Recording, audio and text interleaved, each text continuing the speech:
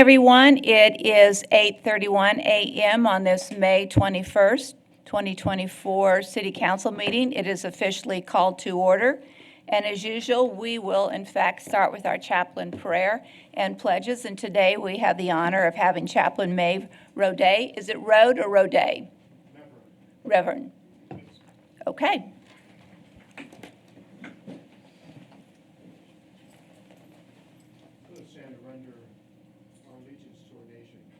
I pledge allegiance to the Flag of the United States of America and to the republic for which it stands, one nation, under God, indivisible, with liberty and justice for all. Honor the Texas flag. We pledge Allegiance to thee, Texas, one state, under God, one indivisible. If you'll remain standing while he does the prayer. Let us pray. Embracing Father, you grace each of us with equal measure in your love. Let us learn to love our neighbors more deeply so that we can create a peaceful and just community. Inspire us to use creative energies to build the structures we need to overcome the obstacles of intolerance and indifference. May Jesus provide us the example needed and send the Spirit to warm our hearts for the journey. Amen. Amen.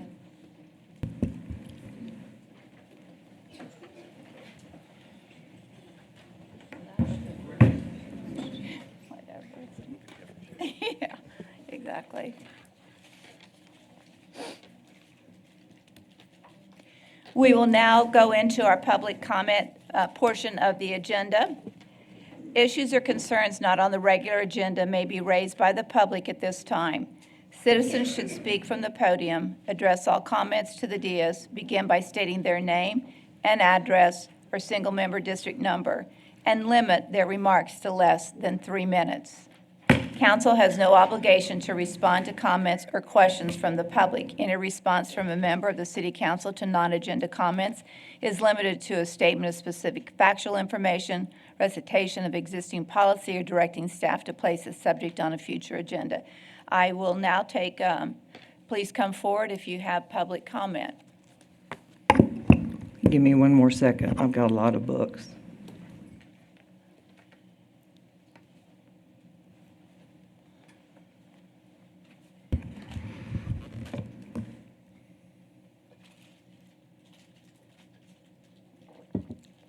I think our picture flipper is working this morning. Okay. My name is Jackie Chestnut. I'm a local licensed engineer in the state of Texas. I live out in Knickerbocker, and I'm going to talk about 2 issues this morning. The first issue I'm going to ask for is an agenda item to discuss the conditions in the city of San Angelo with many, many items. Okay, then I'm going to talk about trauma, elder abuse, and financial exploitation, which I will continue to talk about. The laws that were passed in 21 related to this issue in this county in September, or in this state in September of 21. And I have been subjected to elder abuse and financial exploitation in this town, in this county now for 4 years. I've had quite enough of it. And this past week, I witnessed the items stolen from my home 4 years ago in my office that was raided and robbed here in the city, sold at the estate sale of Donna Robinson, the real ex-wife of my husband of 27 years. Sold off, reported to the police and the sheriffs. Nobody did anything, of course, FBI, everybody else, as I watched my items from my home sold off. Jewelry, precious metals, and things stolen. All reported years ago when they were done. Nobody did anything. That's financial abuse and elder exploitation, and I had to witness this, and I have all the evidence from it, and I'm sick of it. And here are all the laws that say this is not supposed to happen. And here are all the pictures of all the things that were stolen, reported to the police and the sheriff, and I was ignored. Again, as I have been for all these years, in this town, in this county, which I have resided and done business. Next item. I, as an engineer, work with codes, rules, and regulations like building codes. International building codes are done for building safety, fire prevention, and develop codes used to construct residential and commercial buildings, including homes and schools, in most cities and counties that adopt these codes so we live safely, and I'm tasked with those things. The picture you see up here is Westlake Hardware, where we have termites, we have fire hazards, and I called the owner of the business, Miss Mary Jane Stedman, to report this because I'm sick of this, and as a public person, I should not go into facilities like this where my life is at risk by fire and termites being taken back home to my home, and she told me to just live with it. No, this is not acceptable in a community, nor to me or anybody else, and especially the elder. And then we'll get into ADA compliance. Doesn't look very ADA compliant.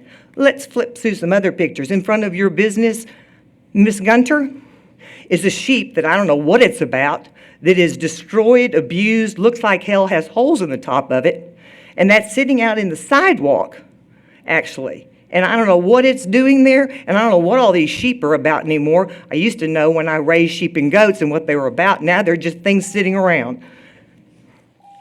Thank you very much.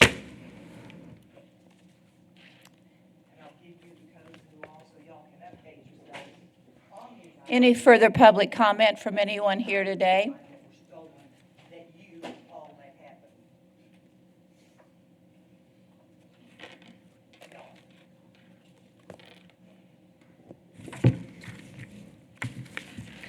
Hi, my name's Katrina Feuerstein. Everybody calls me Kat. I live at 118 Polk Street here in San Angelo.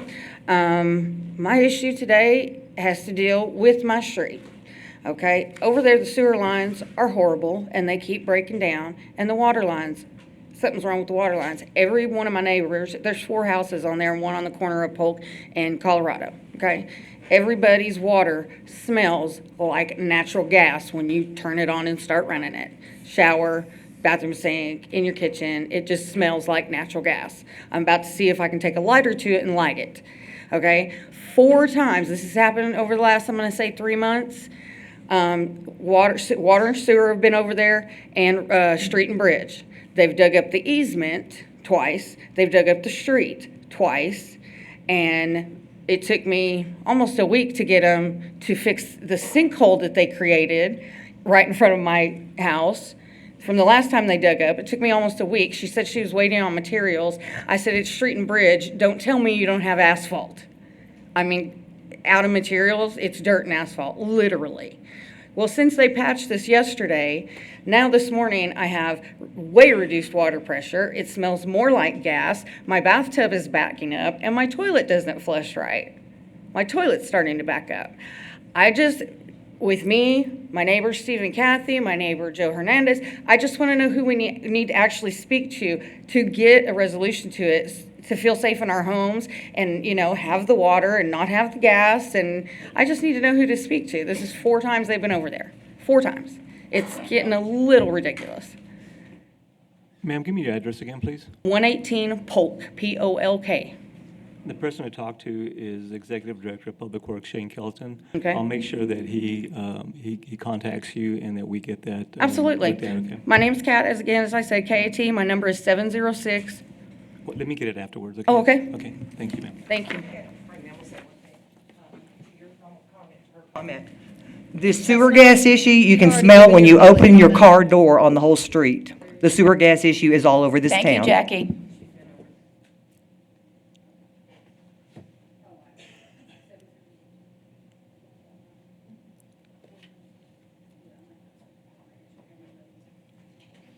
Good morning, Mayor and Council. My name is Jay Howard. I'm with Texas Disposal Systems at 720 Buchanan. As I've mentioned before, our company is a family of businesses that started here in San Angelo back in the 1950s when the Gregory family started Acme Iron and Metal, which we still own and operate about 1.5 miles north of here, as well as our Texas Disposal Systems facilities there. I am speaking this morning in regard to the City Solid Waste Services contract. The contract with Republic Services was signed 10 years ago as a 10-year contract, which was worth about $125 million. The term of that contract is going to be up here in a couple of months, I believe a couple of months. It's probably too late for the city to conduct an RFP process at this point from a timing perspective. But my understanding is that there are options in the contract for either a 2-year renewal of that contract or an 8-year renewal of that contract. Of course, an 8-year renewal contract would be another $100 million green light on a contract that hasn't been looked at in about 10 years. So as as a service provider in that industry, we're asking for an opportunity in the future to bid on those services. So we would ask the city to consider, rather than an 8-year renewal term, a 2-year renewal term, which would allow the city the opportunity to put together and conduct an RFP process and ensure that the value that the city's getting from such a utility meets all the city's expectations for its residents and businesses. It may be that you conduct such a process and find that the direction you are in right now is exactly where you want to be. You might find that there are services and different options that are not currently on the table that might be worth the city considering that'd be value to the city. So we just ask for the opportunity in the near rather than far future to have an opportunity to show what we're able to offer. So thank you again for your time. Y'all have a good morning. Thank you for coming forward. Further public comment?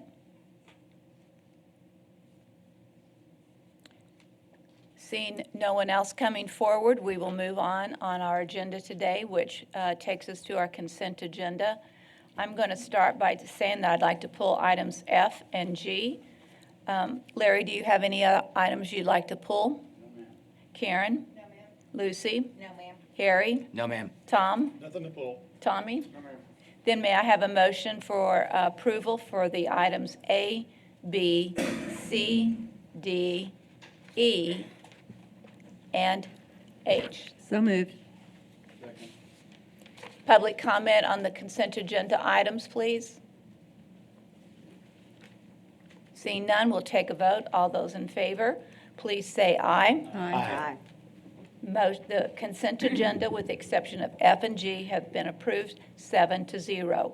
We will go into item F, consider ratifying a resolution by COSA DC authorizing the board president to negotiate and execute an economic development incentive agreement with Allen's Transport USA Incorporated in an amount not to exceed $150,000 for a project authorized under Chapters 501 and 505 of the Texas Development Corporation Act, necessary to promote economic development and expand business enterprises which create or retain primary jobs, and recommending approval by City Council. Michael? Good morning, Mayor. Michael Dane, Interim Economic Development Director. Would you like an overview and a Yes. little background on this? Yes, please. Michael Looney has worked on this, and he'll go over it with us. Okay, good morning, everybody. I'm Michael Looney. I'm the VP of Economic Development with the San Angelo Chamber of Commerce, working in concert with the COSA DC team and their board of directors. What we're calling Project OTR2 is Allen's Transport. This is a company based out of Edmonton, Alberta, Canada. They were recruited to San Angelo over about a 5-year period, starting in 2019. And last year, they went forward and purchased a facility. It is a approximately a 25,000 square foot facility on Gas Plant Road, over by where the old next tier Frank Poole campus is located. They're doing very well. One of their primary sources of industry service is working with a company called LSPI. Interestingly enough, you're starting to see LSPI chemical signs and billboards throughout the region and in San Angelo. Allen's Transport is one of the exclusive hazmat haulers for this product, and this product is made down in Bryan. This is a company that we have developed a very good relationship with. They have an excellent safety record, and they continue to grow. And so why we like Allen's is because it's a very well-managed, well-run company that is taking advantage of our strategic position in Texas. And as we all know, we have a lot of logistics and supply chain growth that is beginning to manifest itself here in our part of Central Texas, and they wanted to be a part of it. They are extremely familiar with the Ports to Plains corridor because that acts as one of their main conduit connectors between their operations in Alberta and in Texas, all the way along that corridor. So they're very familiar with it. And when we began the discussions with them several years ago, that was one of the key indicators, and that was one of the key topics of discussion. So we had that in common. This company continues to grow. This company continues to hire. They, as you see on your cut sheet, they have an average salary of $95,000 a year plus benefits. The Fandrick family takes exquisite care of their employees. They have 140 employees throughout the United States and Canada, so they're a growing company. If there are any questions that you have, I'm happy to answer them, but that gives you a little bit of an overview. They currently have 5. Okay, Their target is 12. And so right now they're in the process of vetting out several candidates that they've gotten applications from. So it's going to mostly drivers. They are going to hire a diesel mechanic, and then somebody who, and then a person who is going to handle the transloading of the chemical from truck to tank, tank to truck. The chemical that they haul, even though it is technically hazmat, it's actually like a Teflon material that is used to speed up and make more efficient the transference of oil through interregional pipelines. You wouldn't want to drink it, but it's not going to burn through metal or anything like that. It actually makes things work better. So, and LSPI is one of the only companies in the world that makes this chemical. is that out of St. Louis? Close. They do some transloading in St. Louis, and that would have been the Celtichem relationship, but they actually manufacture it in Bryan. They have a 500,000 square foot facility in Bryan. And when we talked to them in 2018, we thought it'd be a good idea to talk about having a division of that company up here, because it's just a great company. And they said, we're not going to move the factory, we're not going to expand it, because it's been built upon since 1970. But they did put us in touch with their heavy haul branch, their private contractor, which is Allen's Transport, and here we are. So They have 5 employees now, they're going to hire 12, or there's going to be a total going to of go 12? up to 12. So 7 new employees? Yeah, 7 new. Okay, Yep. that's the question. Other questions for Michael Looney? Larry? There's a significant capital investment they're making. Would you want to talk about that? There is. What they've been doing is the current cap investment is approximately $1.5 million. What they've done is they have taken what is a large hangar-type building on Gas Plant Road that was originally occupied by a company called Detmar Transportation, which hauled frac sand. The interior of it was basically just open warehouse. They have built an entire tank farm inside of the facility to create as much climate control as possible. They brought their tanks in from Edmonton. They tried to buy their tanks, and we're talking very, very large tanks, from local sources.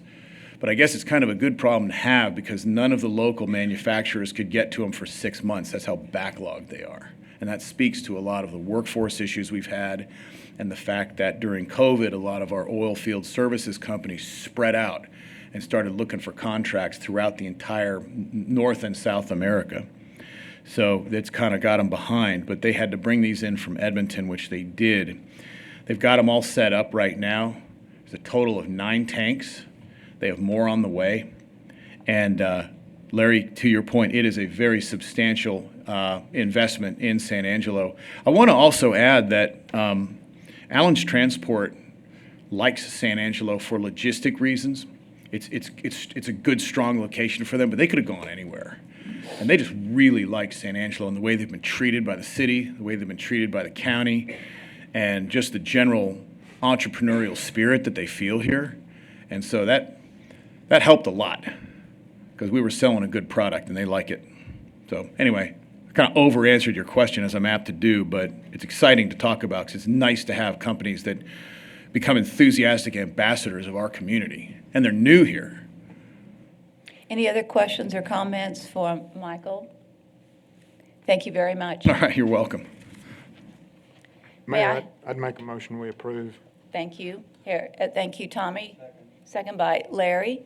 Any public comment on this item? Seeing none, we'll take a vote. All those in favor of approving item F, please say aye. Aye. With none opposed, the motion passes 7-0. We will go to item G, consider approving a resolution pursuant to Texas Enterprise Zone Act, Chapter 2303, Texas Government Code nominating Ethicon Incorporated to the office of the Governor Economic Development and Tourism through the Economic Development Bank as an enterprise project. Michael, you're on. Thank you, Mayor. Michael Dane, Interim Economic Development Director. This action is a box to check. Ethicon's making application to the state for a partial rebate of sales taxes that they've collected and remitted to the state. It has no fiscal impact to the city, but it could entitle them, if they get all the boxes checked and they are a successful applicant, they could receive a rebate of some of the sales taxes, the state portion, sales taxes that they've collected and remitted to the state. So it won't impact our sales tax? No, ma'am. And the benefit to the city is that as their costs come down for doing business in San Angelo, it ties them tighter to the community, makes San Angelo a more profitable place to do business. So that's the benefit to us. For a little bit of paperwork shuffle, we help them lower their costs. Questions or comments for Michael on this item? Yes, Tommy? Michael, would you have any idea what kind of economic impact Ethicon currently has or maybe has had in the past on the community? No, sir, I don't have any current information. I know that it's been significant in the past, and of course, they're prized locally for paying above average to that Wages. workforce. Yeah, okay. Mayor, I'd move approval of this item as well. Wait a minute, Tom, go ahead. Oh, sorry. So with the previous election and some legislation, we did remove Ethicon off the tax roll base, correct, as far as property tax? Tina would have to help us. There was some state-level activity that affected the property tax impact that Ethicon has, and I believe it was a reduction. Right. But if you want some more detail, we'll need to get her up here to help with She's that. coming. It's on her way. The woman with all the answers. One of my many security Always stops blankets. at finance. Every good thing stops at finance. Tina Deersky, Director of Finance. I spoke with Tyler Johnson at the Appraisal District. He's our chief appraiser about this a couple weeks ago. There is new legislation that went into effect for this tax year that affects the property tax that we will receive from Ethicon. We no longer have an ability to tax personal property that is involved with making medical equipment. So that's the basic gist of the law. And Tyler expected that to remove about $90 to $100 million off of our tax valuations. All right, thank you. You're welcome. So that's just property tax, not sales tax as well? Just property tax, and that, again, that's their valuations. Of course, it's not the actual amount that they pay, but based on the rate, that amount is what will be taken off the rolls. Okay, thank you. Further comments or questions for Michael? Mayor, I'd like to emphasize that last change we discussed was not an action taken by this board or Coastal DC board. That was an action taken at the state level. Yeah. There's several other issues with state sales tax that we'll see this year. All right, with that, Tommy was making a motion for approval. I move we approve as And may I have a presented. second? I'll second. A second by Tom. Any public comment on this item? With that, we'll take a vote. All those in favor, say aye. Aye. Motion passes 7-0. Thank you. We will now move into our regular agenda, and today we are going to welcome Monica Ramos, who is our DSA Director. Come on up. Good morning, Mayor. Good Good morning. morning, Council. Monica Ramos, Executive Director, Executive Director of Downtown San Angelo, Inc. Downtown San Angelo is a 501c3 nonprofit organization who is dedicated to the revitalization of downtown San Angelo. What is revitalization? In simple terms, it means that we are working towards keeping the heart of our city alive, keeping this heart beating, and we follow the Main Street 4-point approach. We're happy to be a part of this Main Street program because we can follow this approach in our everyday tasks of helping revitalize our downtown by organization, promotion, design, and economic vitality. We get to share information with other Main Street cities as well and learn from them, and they can also learn from us. I think it's worth noting that last year in 2023, American Express held a Backing Small Business grant, and they awarded $5,000 to 350 cities.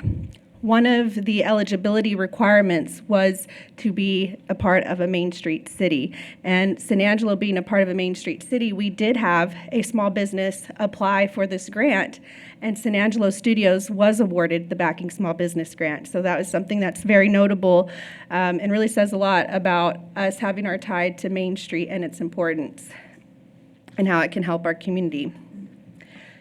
Being a part of this Main Street program, we also submit rigorous reports quarterly to the Main Street program. And so one of those reports is our reinvestment report, which is a compilation of any new construction, any property sold, and the top section here on the left shows our year end for 2023.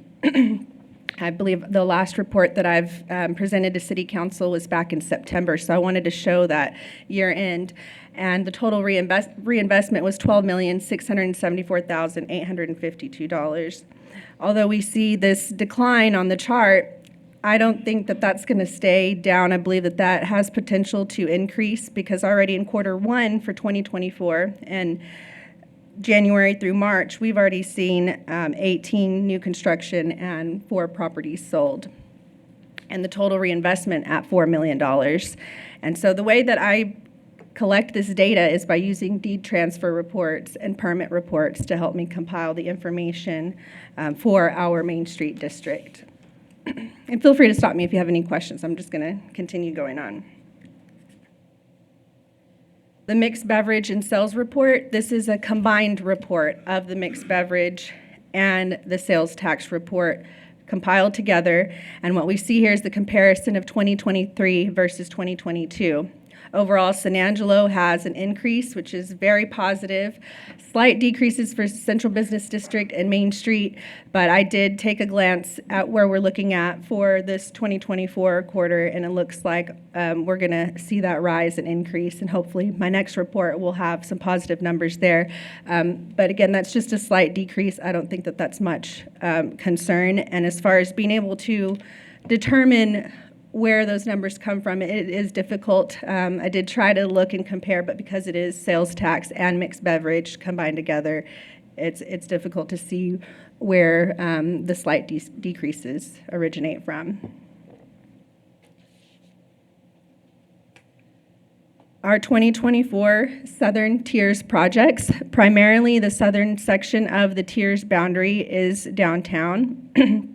And I'll just give a little input about the Tiers program. This is the grant funding program available here locally to property owners within the Tiers boundaries. You can apply for up to $75,000 for facade improvements, landscaping, secondary egress, smoke alarm, fire sprinkler system. And here we have 5 projects that have been approved for this year with a total of $302,462. I believe that this is a really great program because, again, it's the only local grant funding that is available that can get you up to $75,000. And you can see that each of these properties have taken advantage, whether it be for a safety feature like 40 West Tuig for the elevator, or Plateau Brewery, who just needs to simply expand their small location and bring it outdoors and provide shade in this hot West Texas heat. There are other properties as well that may seem a bit blighted. 202 Martin Luther King is a good example of that, where this grant program can really help improve the aesthetics of this property, but then also help improve the area and neighborhood around it. Downtown San Angelo is now available as the drop-off location for Tiers applicant packages. So anyone applying for Tiers, whether you're a property owner applying from the north or the south, can come and visit our office at 24 West Concho Avenue. We're also happy to print the application for you and guide you through the documentation that you need for the application.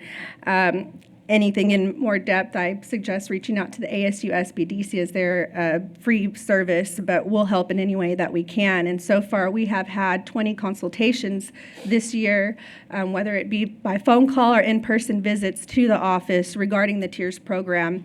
And we're also helping the city as well with the marketing aspects. We've kind of started off with the simpler parts of marketing, but we're going to get into more detail with a solid plan of how we can really market and reach the northern southern area because there's a lot of funding that's available in the north. The south is more competitive for TIERS funding, and so we really want to get the word out to the northern area. And so downtown San Angelo, although we're here for primarily downtown, we're here to help as well with this TIERS program that the city has initiated. Always my favorite report is the new businesses that have popped up within downtown, and we have seen 6 so far that I am aware of. The Angora Hotel has completed its construction. It is now open for business. Mandela Den, Studio B Texas, Sugar High Bake Shop, La Sirena, which is a new cocktail bar that will be inside of Concho Crossings on 113 East Concho Avenue, and then Morning J, a antique retail store. So already looking great for the beginning of the year. The chart here does show that we've had an increase in new businesses, a slight drop in 22, however, back up in 23, and the average net gain that we see is 9 on average of new businesses that come into downtown each year. A little bit more about our organization, about downtown San Angelo and what we do. This is, you see a long list, however, of course, most of it you see here is sheep, but this is really a portion of our promotional part of the Main Street program with our marketing and promotions. And we work really hard to be able to showcase our downtown and invite visitors, make this a better attraction for people to come to downtown and really support our neighborhood. We have our historic downtown magazine that is produced biannually by Media Advantage. The latest issue is a 2-sided cover of an issue, and you can find that in our office, any local restaurant within our downtown, the hospitals, some of the banks have copies of the magazine.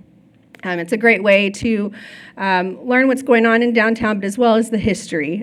Each topic main story highlight is about a historic feature of our downtown San Angelo and its history. We also have our website, downtownsanangelo.com, where you can see a copy of our newsletter, and that's more primarily based on our everyday tasks within our office, any updates that have to do with the work that we're doing. There's also a property search tab that I'm not sure that many are aware of, but you can click on this link and it links you to texasdowntowntx.org. This was something that the Main Street program helped us create, and it's a way to look up any properties that are for sale or lease that we've had permission to post on this site.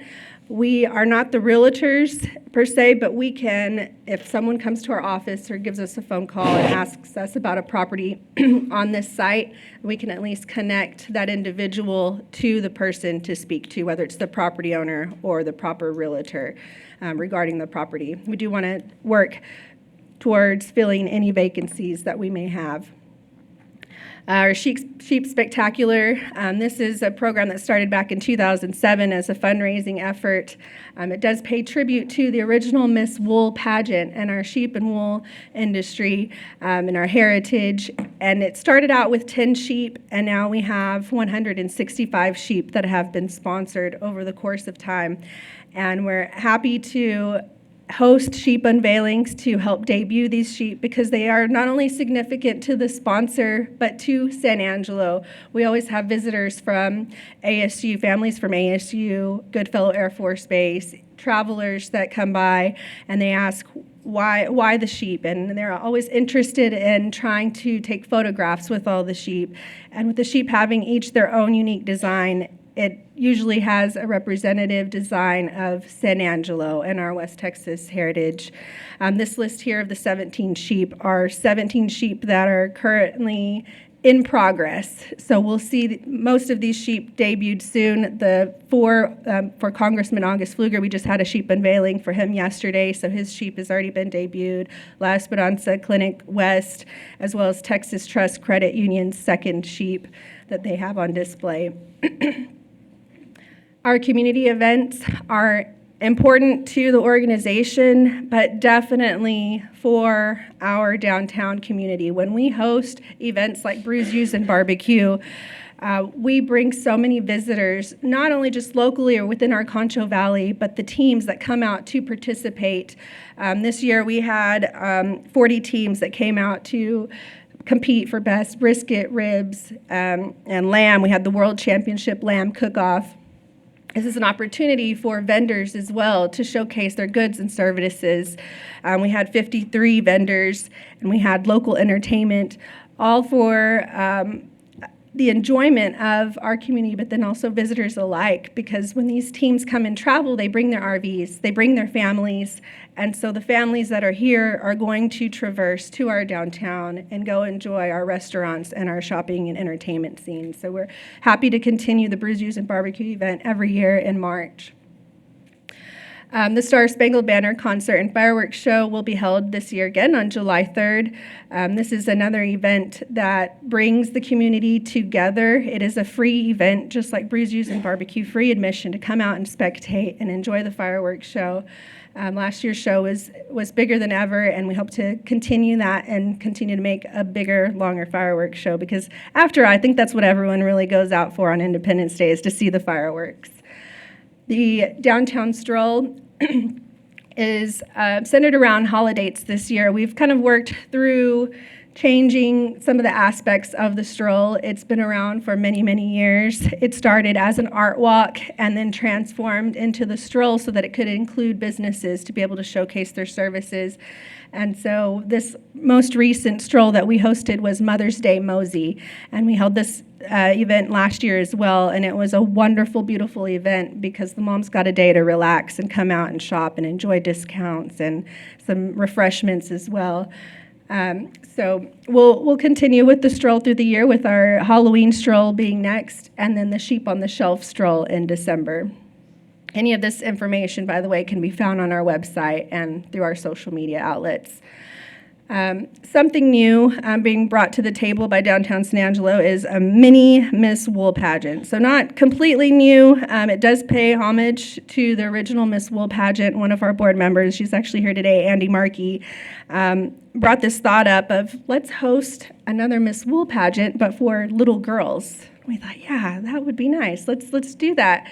So we'll really push this event as we get closer to the fall, but this event will be on November 9th, the evening of November 9th, and November 8th will be an opening, opening reception for the families and anyone else to come out, view educational displays, enjoy some food and drink and entertainment the day before the pageant.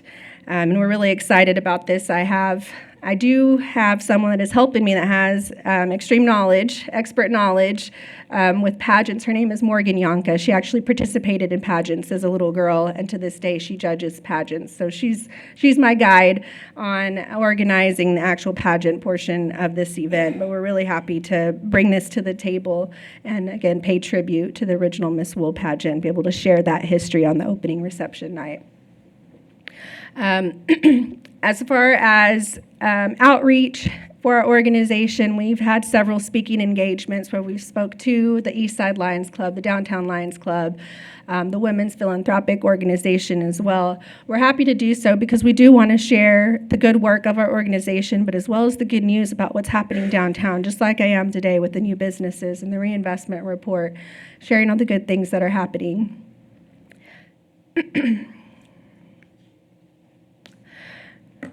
We are extremely happy about this next item, the Texas Main Street Retreat. You keep hearing me talk about Main Street, but it is an integral program for the success of what we do and for our downtown.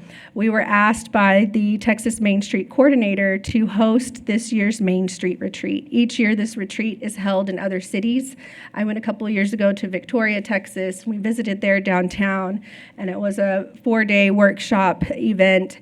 And so we're expecting about 70 of these 85 Main Street cities to come to San Angelo, and we're all ready to welcome them.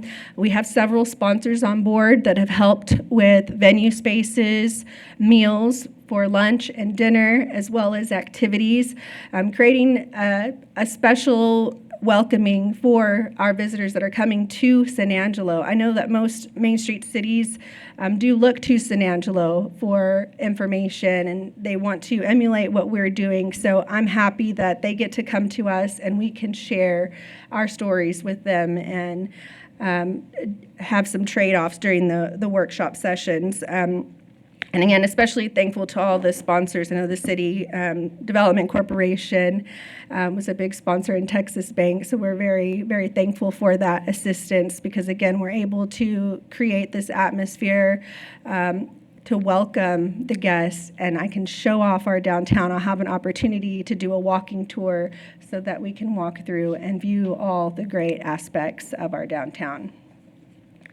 And then, of course, again, I mentioned the Star Spangled Banner concert and fireworks. Just want to make sure that everyone saves the date. I know many people travel out of town, but it really is worth staying here in San Angelo, going to the Bill Ayler Memorial River Stage, and viewing this fireworks show because local entertainment is there to perform, to celebrate Independence Day, but also be able to bring this event to our community. It almost once died and went away, and we were able to pick it up and keep it going. So we're glad that we were able to keep this tradition alive. And just to end this report, I just want to thank our board members and all of our volunteers of the organization because they are very, very important in the success of our events and any major activities that we have to tackle. There are only 2 of us in the office, so our board members and volunteers really help make a difference. People always talk about, well, we need more to do in San Angelo or more kids' activities or this or that, and that's really great. Yes, maybe we do, but what are you doing physically to help make that happen? And so these board members and volunteers, I really thank them for stepping up and being present to help make things happen. Any questions? Questions or comments for Monica today? Thank you. Thank you. Job well done.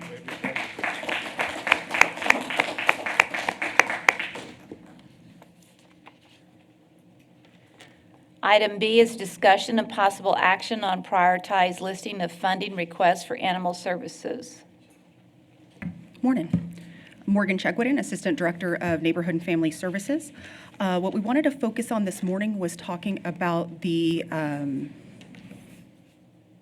make ready of the temporary facility. Of course, this council funded $1.6 million in short-term debt for shelter improvements to the existing facility on Highway 67, and that's going to include a large portion of the building being uninhabitable for animals and staff. So we are, of course, demoing our entire kennel room, the biggest square footage of the building, 120 kennels or about 130 dogs will be displaced from that, while we tear down all the kennels that so that we can get to the plumbing, repair all of that, replace the HVAC for the whole building, including a new ventilation system for the air quality out there, as well as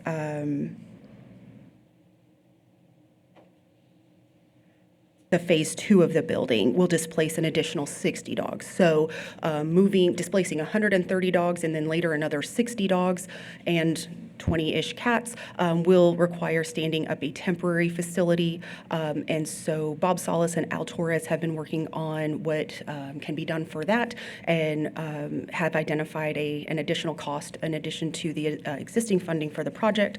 And I will let them speak to the details of what's going to be necessary to stand up that temporary facility. Let's talk about time frame, because we've been talking about this for quite a while. We would have expected some progress to be made on the improvements. So where are we and what are we looking at? I believe Al has that information as well. Good morning, Al Torres, Construction Management. We have run into some issues with, there's not enough electrical service for what we're planning to do.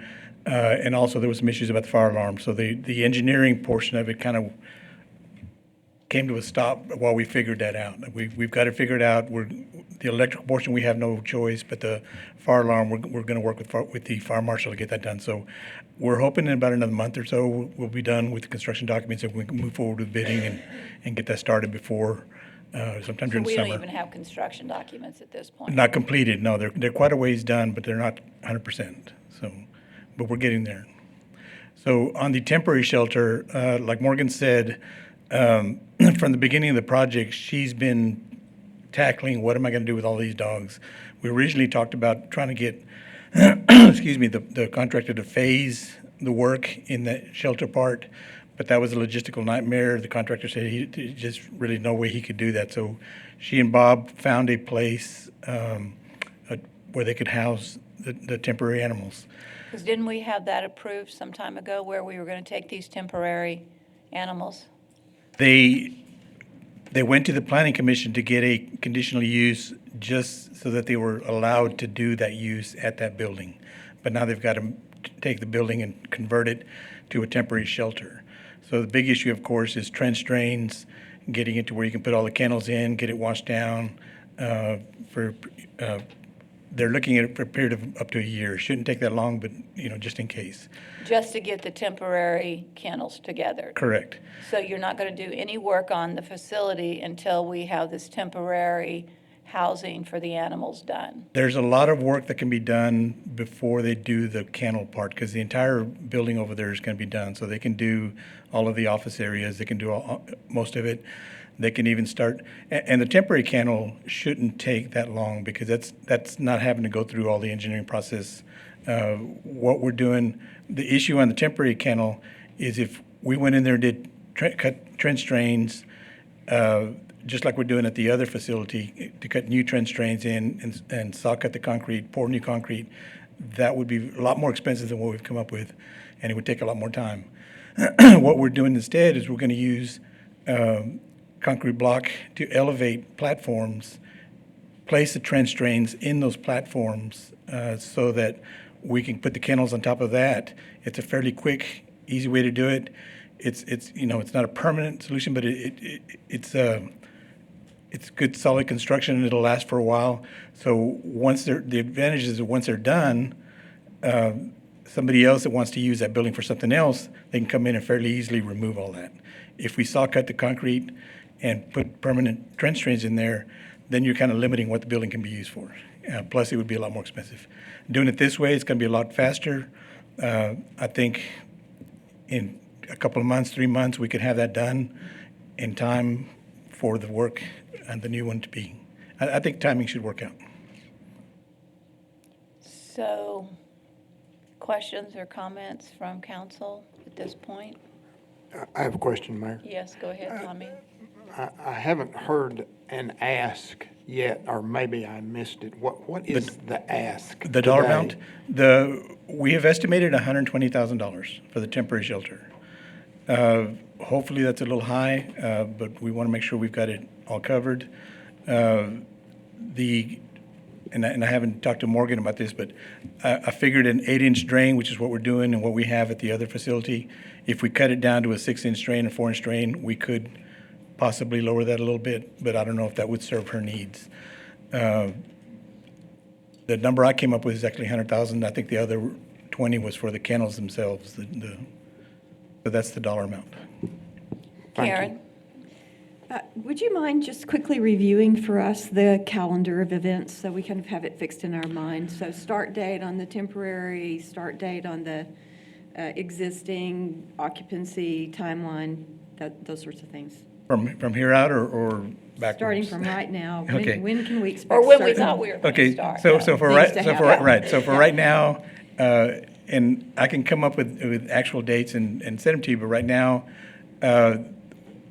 if we get a go-ahead, then I can get a contractor under an IDIQ contract to go ahead and come in and look at this, get it priced right away, say in 2 weeks, and we could potentially get him under contract in 2 or 3 weeks. And then he could get started. Like I said, it probably maybe 2 months construction time, and then that would be ready for him to start moving kennels in and dogs in. The other project, like I said, we're probably looking at 30 days before we can wrap up construction documents. We may go to the IDIQ contract again, or we may bid it, but either way, we're probably talking about, what are we today, May, the end of May? So the end of July, 1st of August, before we start construction. Go ahead, Lucy. I just have a quick question. Make sure that I got this right. So you said that it was going to take up to a year. They're going to be in the temporary shelter for about a year? No, we don't think it'll take that long, but just in case, if construction issues come up, plus they're talking about a phase 2, and they could potentially use it if they need to keep using it for whatever other reason. Morgan could probably answer that a little better. but we figured it'd be better to have it where they can use it even beyond construction. I don't think it's going to be become a permanent shelter, but again, Morgan can answer that. Does this reduce our capacity at all?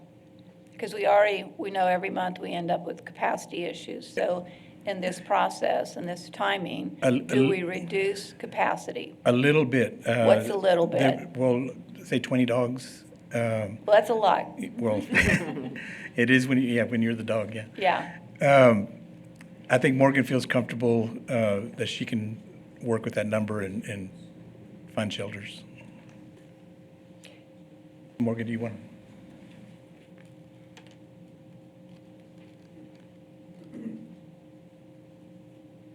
There's not a current recommendation to change the capacity from the 180 dogs that it currently is. In the temporary facility, we will have 96 kennels versus the 120 kennels, and in the new shelter, we'll have a few fewer kennels, like less than 10 difference, but we believe we still have appropriate housing. At 180 kennels, I have empty standing kennels still throughout the building in different isolation rooms. So as far as the capacity policy, as far as the capacity for care, that was defined based on staff time and at average staffing levels at 15 minutes per pet per day. So this process is not proposing any changes to the capacity policy. I'm confused. So, because at the end of every month, we have this crisis. If we don't get these dogs adopted, then we have a problem. So I'm confused that we don't think this is going to be an issue if we go from 120 down to 96. Well, and it's not at month end, it's a daily struggle to stay under capacity. We have this issue regularly, so Right. reduction. Because would the seem to capacity be an policy issue. wasn't set because of the square footage of the building or number of kennels. It was set based on staff time and standards of care as defined by National Animal Care and Control Association as an example. So I do have standing open kennels in the facility today because if I have small breed dogs, if I have puppies, if I have pets in isolation for quarantine or illness. So even with 180 dogs maxed out on the premises, I still have open kennels. The design and the construction of slightly more or less kennels does not change the capacity of care of staff in the ultimate, So when it's the not building is done. kennels, it's staff that determines when we have to go out to the public and say we need to get these animals adopted ASAP.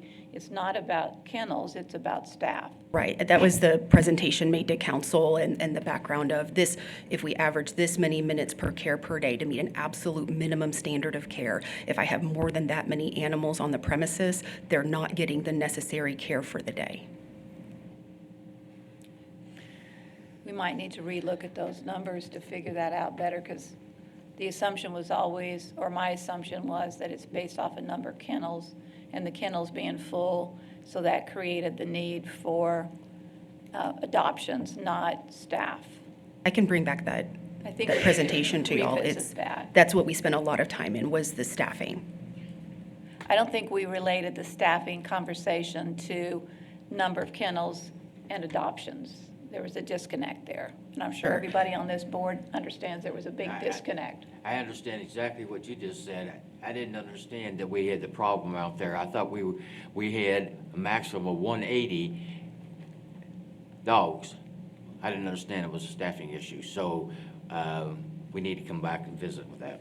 The 180 dogs is defined on staffing, that we set that policy based on staff's ability to care for dogs and cats. There's a capacity for cats as well. But I am really confused. So, Karen, go ahead. It's an interesting angle that the mayor has introduced, and we know, I believe that we know, all of us, that when you're at capacity, whatever capacity is, then you close intake, correct? Well, we're always open for animals that are a danger to themselves or others. Okay. But without that particular caveat, in typical operations, you're going to close intake when you reach your level of capacity. And so it seems like the strategic conversation that we need to have next is how can we ramp up adoption. So animals are leaving faster, and you reach that benchmark of capacity less often. And I do think we have a whole slate of other solutions related to animal services, demands for service, and challenges this community is facing. But we just knew this construction project couldn't proceed without this agenda item today, considering the temporary facility. Sure, we've gotten off on some tangents. Well, it's- but we haven't. If we're talking about going from 120 to 96 kennels, that's a reduction in numbers. True, you could. So if you have a reduction in numbers and the number of kennels that you have, then that's going to impact intake. Unless you consolidate animals. You said, I think already this morning, that in some cases there's more than one animal in a kennel. Sure, litters of Right. puppies, as an Yeah. example. Maybe it's not completely relevant, but I'm going to ask anyway. In the past, you had a program that enabled you to not employ, but utilize prisoners to help you accomplish certain tasks that were necessary. I would like a refresher on why that's no longer possible, because it seems like it could help you with the staffing issues, with some of the basic functions, cleaning, walking. Sure. The city did have a contract with a trustee work camp. It was before my time at Animal Services that division used that contract. But after COVID, they did vacate the work group. I don't know if they've ever stood up that work camp again, but that resource is no longer available to this community. But they I can use look it at for it putting again, up- but Well, but they use that for putting up Christmas lights, right, and for other things. But I don't know if it's the same camp. Go ahead, Tom. So they use trustees at those stock shows. So I'll tell you the history where we're dealing. But there's different ones, whether they're city, county things. And a lot of that depends. You can have an immediate lockdown. There are times where you have a schedule, but quite often that schedule is not 100%. So it's very hard. And something like what Morgan was trying to do, if she had to have guaranteed those people on those days, it wouldn't be something you could lay the risk out for. So I don't know if that's a situation, Yeah, but 'cause I we know have that's how it was with the stock show. a minimum manning that we've got to meet. We have trained professionals that are aware of identifying disease and preventing the spread of disease. So it's not simply custodial work, it's animal care work and preventing bites and reducing bites. So we do invest in and recruit professionals. And about 30 days ago, we were fully staffed. We have one vacancy right now. So it's not, we believe that the best way to care for animals and improve their chance of adoption, going back to their owners, partnering with the community, is by recruiting and hiring professionals, investing in their training. I appreciate that and want to say thank you for that, because our mission as a city and your particular facility is to make sure that we are addressing safety and health issues. That's the primary focus of the operation. And we don't want services for non-pet owners to be negatively impacted by the fact that, by the transition, by the lack of staffing, and so forth. And so I'm referencing, of course, the ongoing concern of loose dogs. When you get a call, you want people to be able to, educated people that are properly vetted to address those things, so that the risk of bites or injury or your capacity to address health and safety measures is first and foremost in my mind. Yes, Lucy. Yes, I was going to ask you that whenever you do come back and you talk about, because I know we are not supposed to be talking about this, but my concern is the fact that we have been getting a lot of reports with the dead dogs in the yards or in the street and all that. So if you can come back to us and give us a little report on that, or what solutions we might start to look at, something to that effect. Well, Lucy, I think what we want is that ordinance relooked at, because we updated an ordinance, I don't know how long ago, 2 years ago maybe, but it doesn't matter how long ago. The point is, we need to revisit again and make sure that based off of what we know today, that we're comfortable with what the ordinance says what it requires us to do, what it doesn't do, because it's creating too many problems. Right. And it's not working, I so. want to come back to the item which is prioritized listing of funding requests for animal services, and some of those things we can talk about at the end, if you want to add something to the future agenda. I think we just did that, added to the future agenda. Yes. So let me clarify. Please go ahead, Tom. Right now, we're talking about the cost to add on temporary kennel housing of about $120,000. $120,330. Right, and there's no way around it. I mean, if we have to remodel, we've got to go this path. Now, the question is going to be, how many kennels can we find for that and what we're working at, right? And that's kind of a moving target. We're going to try to maximize this as best we can, correct? Cool, that's all I need to know. Thank you. Well, the 120,000, Tina, you might want to come forward again, because we're going to need to find 120,000. So Tina, you can advise us on that. I don't know if we have something in the fund balance. Bring your checkbook. It's all leads back to finance. It's always about the dollar. Mayor, if I could, while she's on her way up, 120 for the building is all you're requesting on a temporary basis. Correct. $120,000 will get us in the temporary facility so we can begin construction on the existing facility. You're going to operate 2 buildings for the same price you're operating the 1 building now. The You don't need construction, additional staff, you don't need additional utilities. there is a bigger discussion of funding requests. I think today's discussion is about the temporary location and operating that temporary location. Is that correct? And so if there are operating costs that go with that facility, I think council needs to be left with the impression that 120 will prep the building, but operating 2 facilities may be more expensive than operating 1. Sure. Well, but part of the staff have to go with the temporary. So the staff that's in this building are going to be moved over to this facility. So you're not needing double staffing. You're moving staff to a different location for services, from what I understand. So I'm sorry, what we were told to present today was the make-ready of the temporary facility, the construction. So there is additional information. There are additional funding requests and needs, and will be at the council's pleasure of when that can be heard. For but what's the service, time frame in terms of the need? That's the question, because if it's 120 today, what is it in 2 weeks, or what is it in 2 months?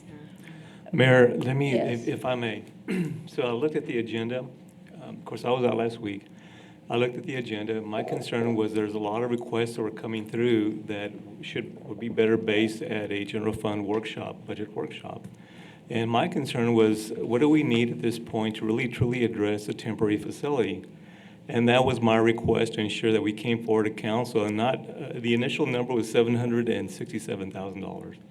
And that's to address the other facility and the temporary facility. I wanted the temporary facility addressed and what it would take to actually get the service running in there. Now, the cost associated with starting up the facility, the temporary facility, is $120,000, so that's a good question, Mike. And Mary, you did point out that you can move staff over, and so what is the logistics, the cost logistics-wise to actually open up the temporary facility is a good, fair question as well, because that's going to be a temporary cost. It's not going to be something that's permanent. My concern was, what I was seeing was a permanency, and that was a lot of money to be addressing with city council, trying to figure out how we're going to get that money. I wanted to Are make they sure. hard costs or soft costs, or what costs are they? Because hard costs would be That's you're correct. never going to get it back. Soft costs, I'm going to spend it over here, I'm going to take it back over to the other facility. Is it $120,000 that once it's spent, it's over, and none of that money or what that money bought moves back to the facility? It's just lost. Well, it's invested money in a temporary facility, but it will not translate back to the animal shelter. Fair question, Mayor. And basically, what Mike is asking is, so it's $120,000 to get the facility prepped and up and going. But the other costs, which would be temporary costs, would be the assistance of staff that would have to be there. There could be more staff that would have to be hired temporarily, those type of questions. But again, I didn't want to sit here at a city council meeting addressing a big item that quite frankly should be discussed in the budget workshop. Now, to get the temporary facility up and running, that is my concern. What is it going to take to make that happen? $120,000 to prep the facility, and what are the costs connected with that as far as staffing? Tapping your budget experience, can you easily divide the discussion for us and talk about what is necessary on a temporary basis and what you have talked about in your request as a change in your ability to provide service on an ongoing basis? Well, I think, Michael, to your point, okay, so it's $120,000. How does those costs break down? Well, the 120 is all about the facility. What we're talking about above that would be, for example, paying utilities on 2 facilities. Her budget should, the project budget probably should maintain some capacity to be able to maintain the temporary facility while construction exists on the. Michael, that's what I was asking for. When we were talking about the temporary facility, what will it take to get that up and going? So all those things have to be taken into consideration as well. So it's not just a hard cost of $120,000. It's what else is it going to take to really open up that temporary facility? And that's the discussion I wanted to have today. And I apologize because I didn't get that clarity from you. So what we believe would keep us in service would be a building maintenance technician for $40,000. That is the annual cost of that person. And for a project to last a year, we would expect that full cost of $40,000, salaries and benefits. At the end of that project, and we're not standing up 2 facilities anymore, we can reassess. Can that job go back? We had also proposed $72,000 in a part-time crew to stand up and operate 2 facilities, as well as the benefit or the utilities. So $72,000 in temporary staffing and utilities. So at the end of the project, those costs would not be needed on an ongoing basis. So it's 200, so it's 100, the numbers, in addition to the number request, the ask today, there's an additional 72,000? For shelter staff and utilities, and $40,000 for building maintenance tech. So that total is what, Michael? That's 330 something, 232, I think. including the 120? 120 plus 40 plus 72, I think is 232. It's like Did I- no, So that's a much different number. 220. 120 plus 40 is 160, plus 72, I think is 232. Correct. And so the question would be the time. I'm sorry, Mayor, I'm missing something that you're saying. No, I'm just saying that we came forward today with 120,000 requests, right? And now we're at 232? Well, the impression they got from our discussion was that it was all about the building. And I think Daniel's point is, no, it's about the temporary facility and the temporary expenses which go with operating that facility. And so, But if that's over and above any numbers that's currently in the budget, the ask is bigger than 120 is the question. And that's what we're saying is, when you're here to ask for additional funds to do the temporary facility, we would expect it to be inclusive of all dollars, all issues of expenses that will be needed, money needed to accomplish this temporary facility. yes, ma'am, but she got the impression that we were only talking about the building. And that's why I asked if she is tuned up enough on those other expenses, could she talk about them now?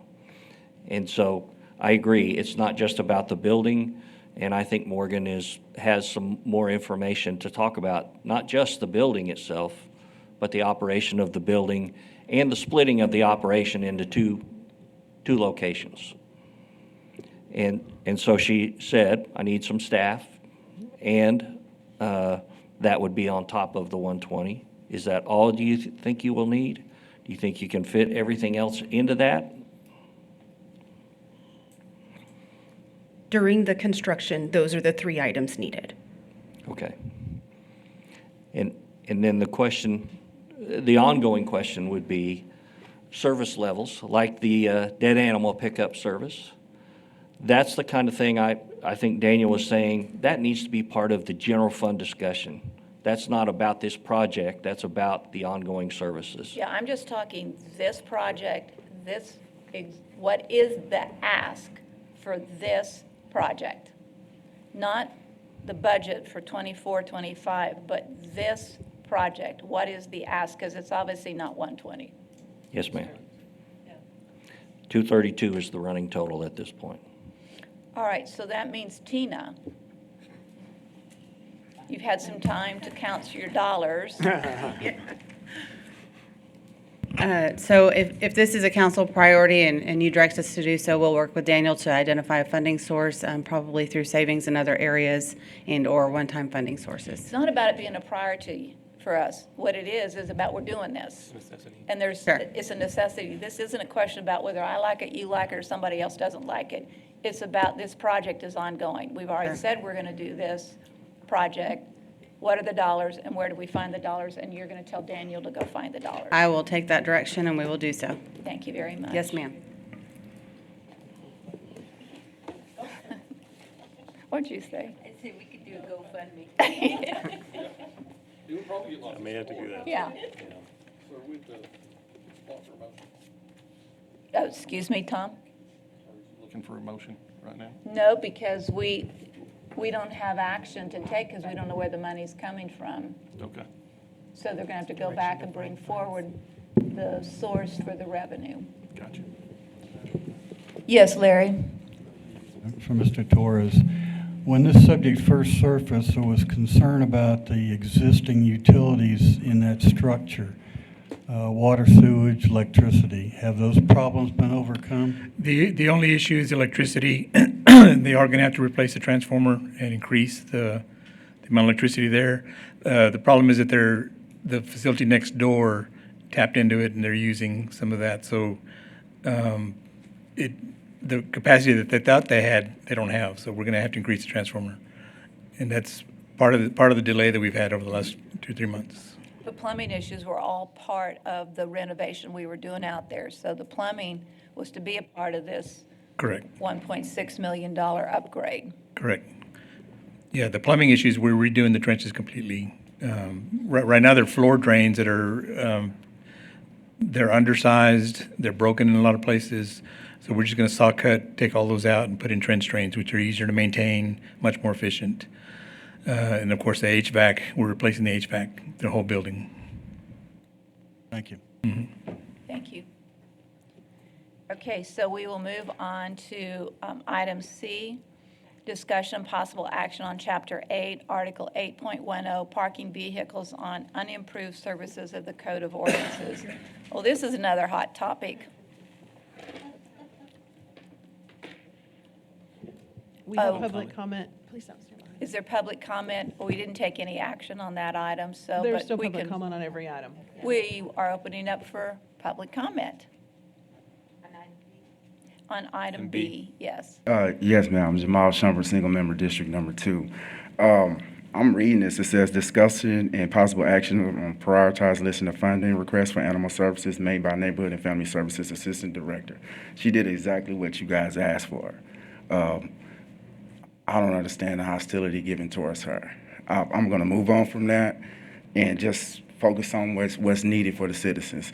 Your leash law is restrictive for your dogs. So your dogs are running around because you can't leash them up more than 2 hours.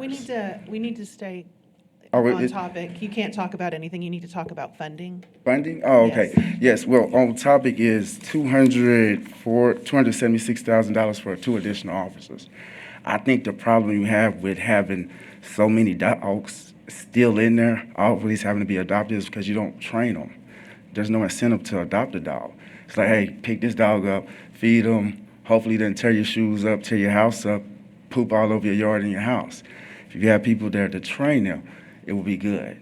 And as far as using wards of the state or of the county, I guess to groom and do them, people may be okay with that, but I don't think I'm fine with them not getting paid to do that. Just based off being able to see sunlight, because they're being restricted in a cage, Some of these jails don't even have AC. Ours do, thankfully, but some of them don't. And as far as funding, as the topic Ms. James said, hey, you've given out a lot of tickets to people. How about you offer them an opportunity to volunteer to pay off their tickets at the shelter? Thank you. Thank you. There was no hostility towards Morgan. The question was about what is the ask? And there was a difference in the ask and the reality. We were trying to get to the bottom line of what is the ask.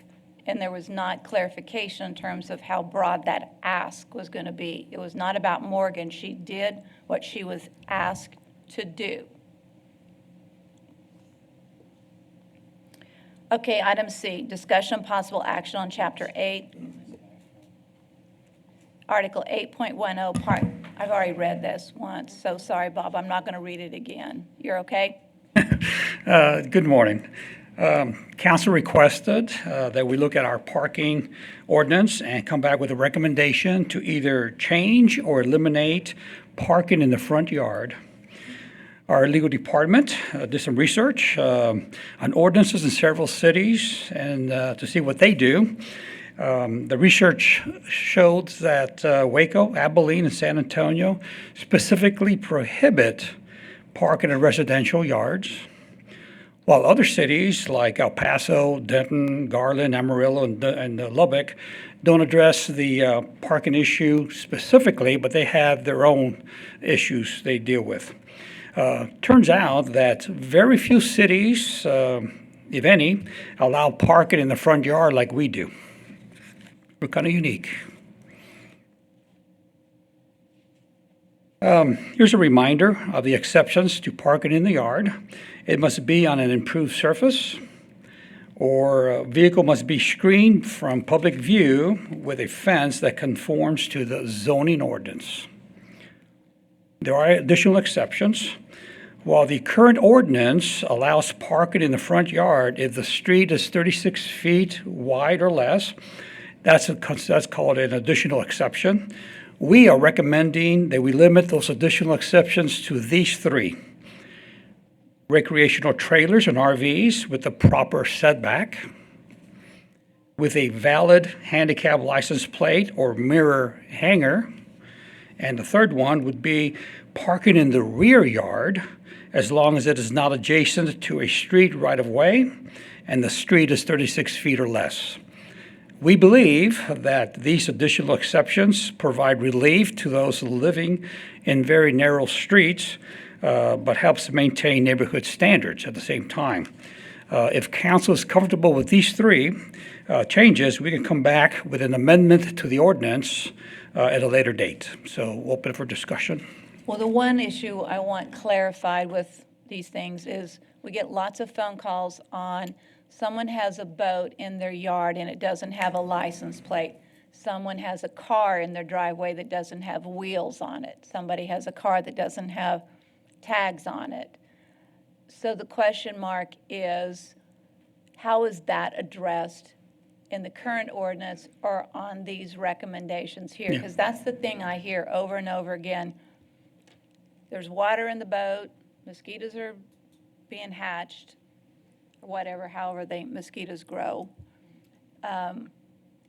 We need to understand those clarifications. That's one question I have, and I'm sure council has some other questions. So talk to that issue. Yes, ma'am. That is actually specifically addressed in the junked vehicle part of the ordinance. That has nothing to do with this part.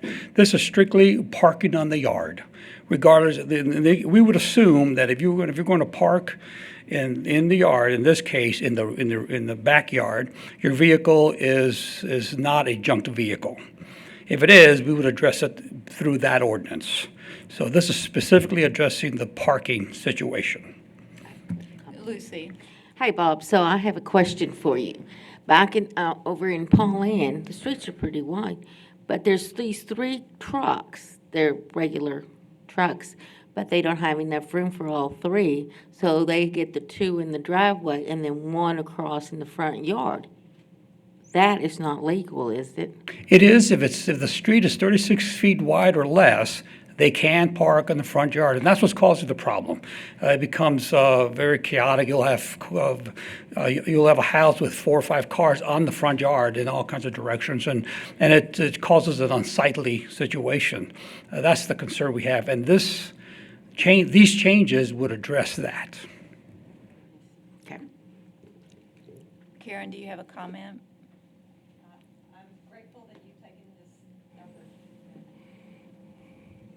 Like I said before, I think we're the only city that we know of that actually approves and allows people to park and specifically allows them to park in the front yard.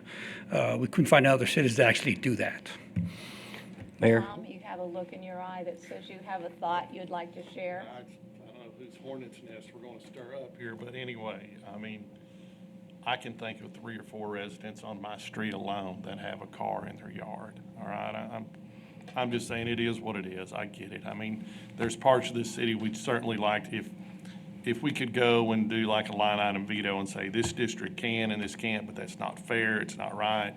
It's got to be for everybody. But this one's going to meet, and me and Hebert talked about it yesterday with Daniel. It's going to get a lot of discussion. I mean, there's people beside me that have, basically a 1.9 acre lot, and their house is on half. They put caliche on a quarter of it to park their vehicles on, which basically does improve it, but if they don't maintain the caliche in about less than a year, it still looks like their yard. I would pray for Rudy, because Rudy would just be worn out on this thing. I get it. I mean, these things are unsightly. To me, the more unsightly thing is RVs and boats. I mean, a lot of these houses have backyards. They can go in their backyards. I have 2 extra vehicles. They go in my backyard. But when I had a son at home, me and my wife had a car in the front, and then he was parked where actually the garbage cans, go and pull the garbage cans. So was it technically part of the yard? Probably. I mean, this one's going to get a lot of visibility, and if you want to go down this path, we need to throw it up, and everybody needs to realize they're going to get some feedback. And I'd say it's more probably structurally from Lucy and Harry and I that are going to see the majority of the smaller lots, the tight lots, and it all goes down to the 36 feet or less of width, but we need to make sure we delineate between them and the commercial vehicles. Commercials have never been allowed to be parked out there. So that's just a little bit of me rambling here for a minute, and I'll cut it off at that. It shouldn't make it painful for everybody, but this one's going to be unique. Harry? Yeah, I have to agree with Tom. Rudy's going to be busy. I expect that Bob will have to come back to council to have some additional help here. But I live on a street that's 36 feet wide, and we've got a lot of those vehicles that are parked in the yards, but we do have some commercial vehicles too. Commercial vehicles on the street, especially those that are very narrow, makes it very difficult to traverse down that street. That's not a code issue, that is a police officer issue, is that correct? That is correct. I want to make sure that citizens hear that, because in a lot of cases, I get calls and say, why don't you have code compliance take care of that? I said, you need to talk to the police department on that. So anyway, I just want that out there so citizens know. But again, this will provide an opportunity for them to move their car to the backyard instead of the front. That's all we're asking. That's the change. Right now, if it's 36 feet or less, they can park in the front yard. They can. So we're saying that the change on unimproved surfaces will allow for recreational trailers and semi-trailers as well as RVs to be parked. That's the current ordinance. We would not change that. That would conform to the setback requirements like they do now. And that setback requirement is what? It's 10 feet from the right-of-way from the street, and then 5 feet from the side boundary of the property. Valid accessible license plate or mirror hanger. Talk about that. That would be someone who obviously has gone through the process of being identified as disabled, and they get the actual license plate or the hanger. At that point, they will allow them to get onto the front yard if they need to for accessibility. Parking in the rear yard if rear boundary is not adjacent to a street right-of-way and lot only has access to streets having improved service of 36 feet or less in width. Talk Yeah. about that in more detail. Sure. That's for corner houses where you have a street, you have another street, and if you're allowed to park in the back rear, it kind of causes that unsightly situation where we've been trying to avoid. So this will prohibit anyone from parking in the rear if you are in the corner lot, unless you have a fence. Remember, if you go back to the exceptions, that is, you can park in the yard as long as you have a opaque fence that's 6 feet high or 6 foot high, at least 6 foot high, and conforms to the ordinance. You can do that. So if you're in a corner lot, you basically you're going to be forced to, and if you want to park in the back, you're going to be forced to put a fence up so people can't see it. That's what we're talking about. And that's already in the ordinance. You want to go back and talk about the ordinance as it exists today? Okay. Right now, it's these. The only difference between the current ordinance and this recommendation is that third bullet. In the current ordinance, it does allow someone to park in the front yard based on the width of the street. Then it has some language about curbs or no curbs, and it gets very convoluted. So we wanted to eliminate all that and reduce it to these three. Is everyone clear, Tommy? I have a question, Bob. In the bigger picture, I think this is the bigger picture question. Is this a solution looking for a problem? As opposed to, we really have a problem here? Is this something that your folks have to deal with consistently or randomly or seldom? We do, I would say, we get about 2 or 3 a year, where, in fact, we have one, I think it's in Karen's area, where the individuals, they'll park 4 or 5 cars in the front yard, and you look at the rest of the neighborhood, and it's copacetic, it's meets standards, it's an eyesore, and people complain about that. Again, we're bringing this because council asked us to take a look at it. Do we get a lot of them? No, we do not. I would say we do have. Rudy can talk about how many we get every year, but I would say about a handful. So it's I guess, in my opinion, based on that response, this is a solution looking for a problem. It could be. You could consider that. Again, we're coming to you based on your request for us to look at it, and this is a solution. Gotcha. To eliminate that problem. Is the problem big? Probably not. Mayor? Harry, just a minute. Yeah, just to Tommy's point, maybe not in District 1, but in District 3, it's a real problem. In District 4, it's a real problem. Problem has been that you really can't do anything about it because by ordinance, they're allowed to park there. So with this change, it will allow people to move those vehicles to the backyard. It will allow code compliance to educate.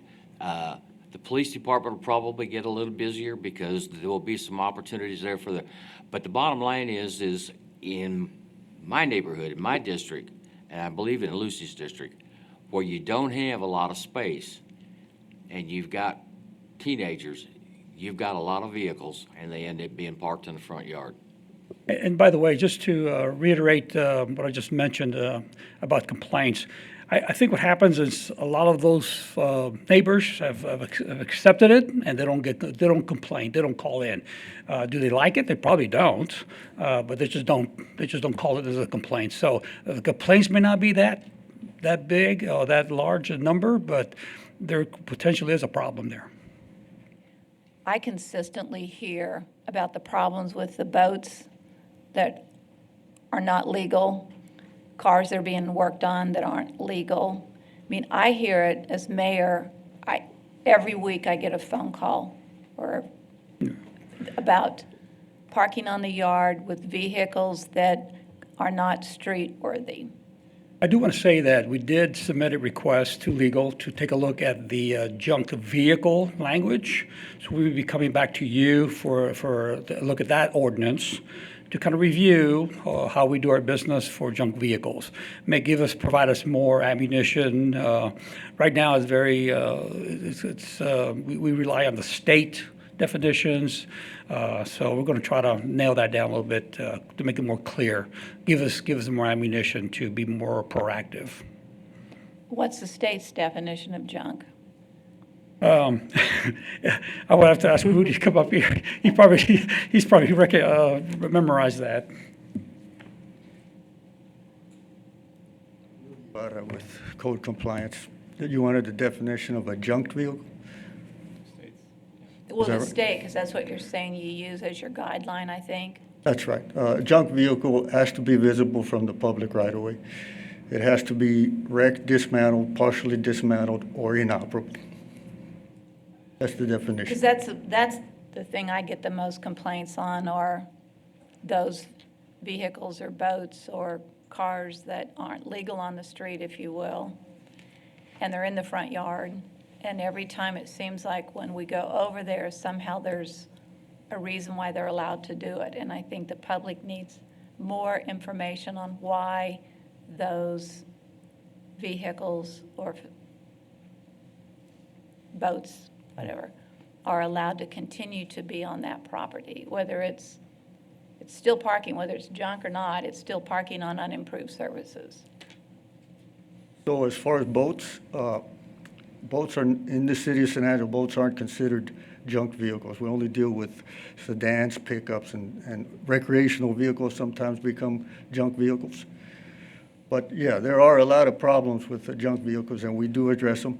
One of the problems is trying to figure out which ones are wrecked, dismantled, partially dismantled. Those are easy to handle. The ones you're probably talking about are inoperable vehicles. How do we know they're inoperable? So our policy is look at the vehicle. If it's got flat tires, if it got weeds growing around it, if it's being used as storage, that may be an inoperable vehicle. So we address it that way. Okay. I do also want to point out that the state statute does allow vehicles to remain inoperable for 30 consecutive days if they're on private property. And these vehicles do need to have expired or no license plates to comply, which I think is one of the reasons they want us to look at it and tighten it up a bit. Yes, yes, Karen? No mention has been made about the quantity of vehicles that are allowed in any of the comments or conversation up to this point. So you referenced a complaint that came out of my district. It's in an area where the streets are more narrow, and it's not an example that fits Tom's explanation. Tom talked about his son parking his car adjacent to his house, one extra vehicle. But I think in this case, there are multiple extra vehicles that are not don't appear to be operational because they don't appear to have moved, and they're in this front yard and are now encroaching on a neighboring property where the house is vacant. So hence the question about quantity. How many are okay? There is 5, no 6, 12, 1? We don't address that. There is no max. How many How many you can put on there, I guess. Right. No, there's no max on that. Yeah, especially in that area. Yeah. Mayor, if I could. Yes, oh, please, Karen and I Michael. have been talking about a particular property in her area, and I believe if this were in place and those vehicles, and the property complied with the law, those vehicles would be in the backyard, and I think it would be a considerable improvement to the appearance of that block. Well, my concern about her specific project is their backyard has an open fence, and you could see everything in that backyard. So it would be a backyard of vehicles. So in that backyard, they probably could park how many vehicles? A lot. Define a lot. I don't know. It's a number. Yeah. A lot. Many.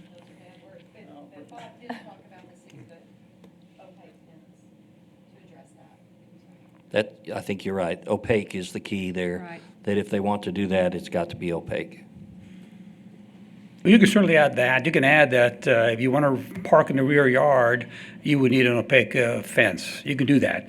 The problem is a lot of low-income families would have to put some money in for opaque fences, or they could come up with some really ugly fences that we don't control. I mean, congregated fence pieces and mismatched, and it would look worse than not having a fence at all.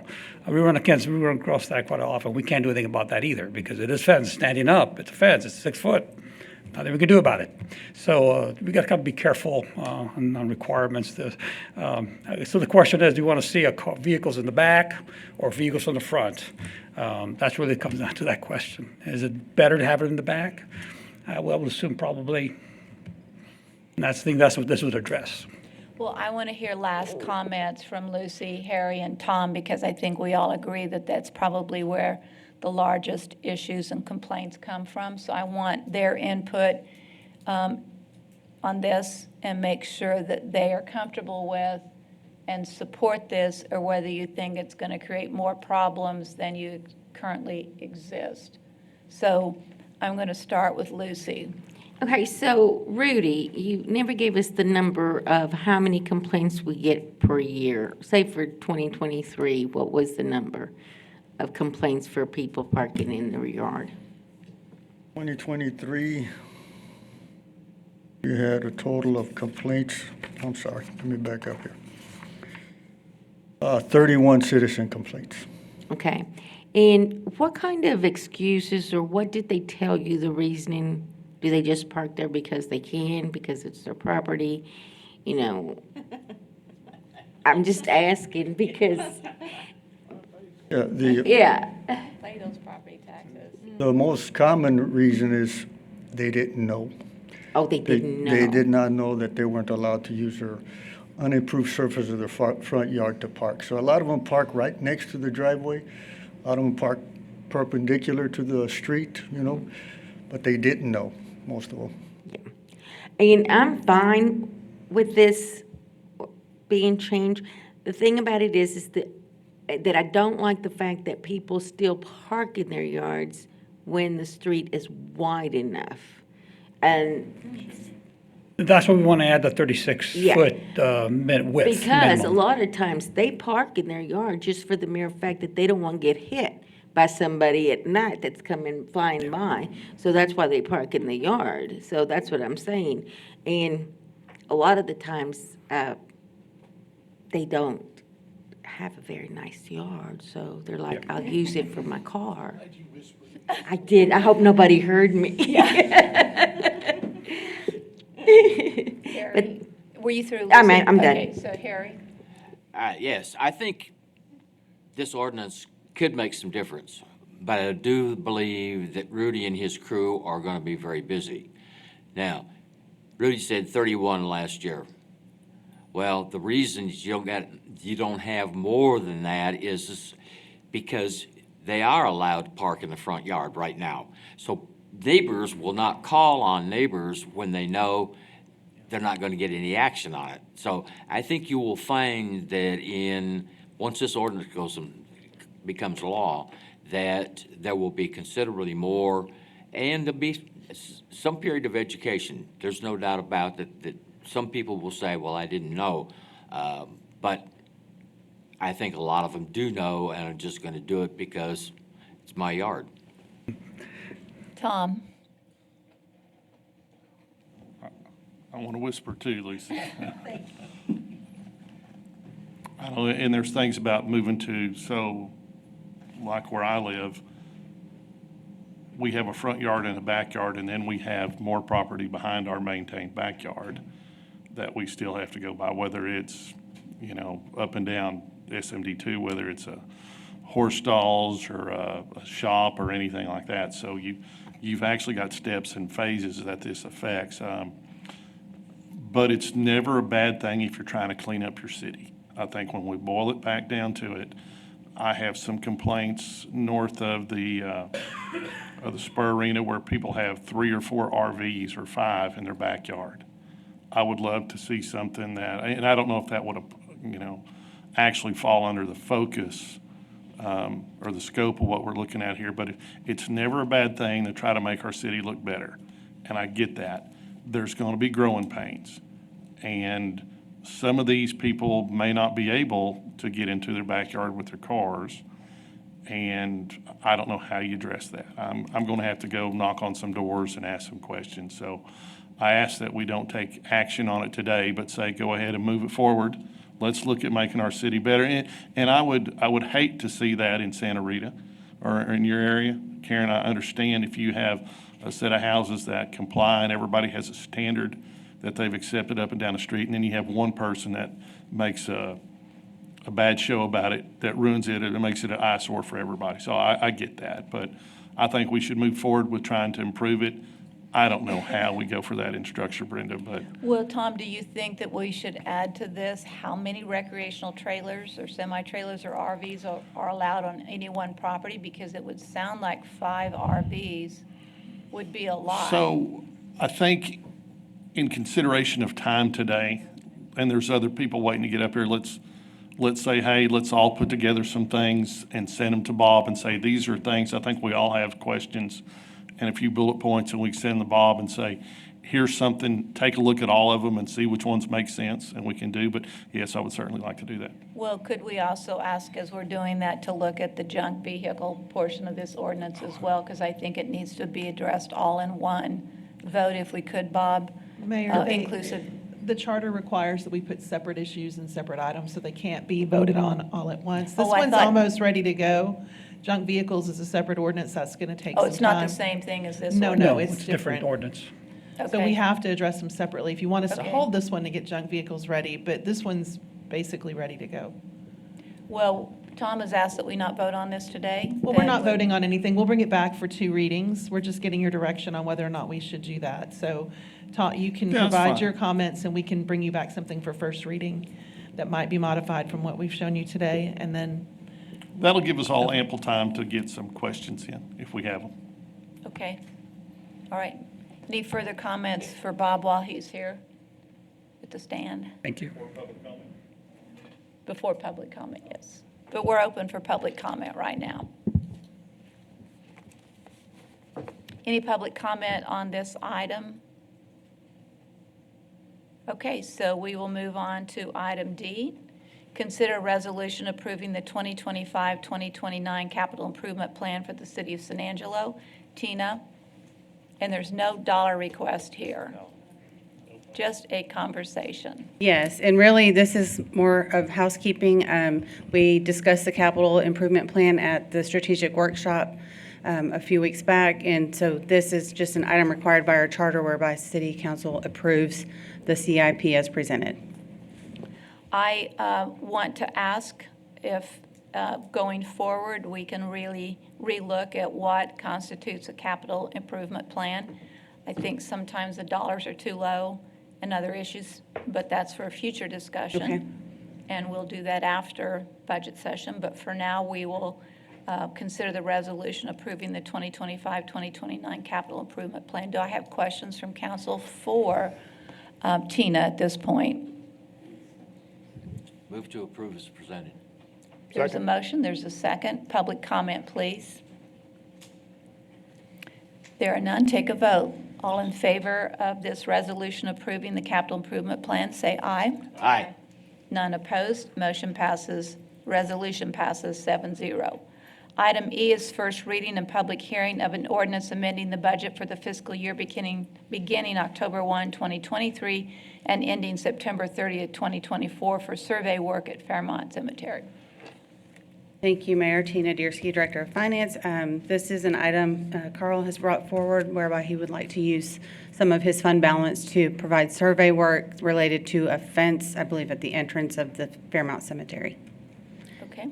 The amount is, I probably have a slide for you, I'm sorry. $7,325. Carl, you want to talk about that? Just a few minutes of information? The project, if you maybe recall, it's been a while, several months. We brought a resolution to City Council. The council adopted it to allow Friends of Fairmount to accept the removal of fence panels, to resell them, to do this project, to replace the fence along Avenue N of the cemetery and include a new entrance. And so this is related to that project. So this is just the new entrance? It would include a new entrance, Yeah. yes. Okay, questions for Carl on this item? All right, may I have a motion for approval? So move. Second by Lucy. Any public comment on this item?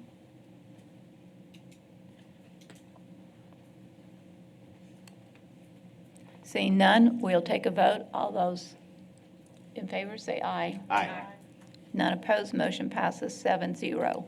Thank you, We'll Mayor. move to item F.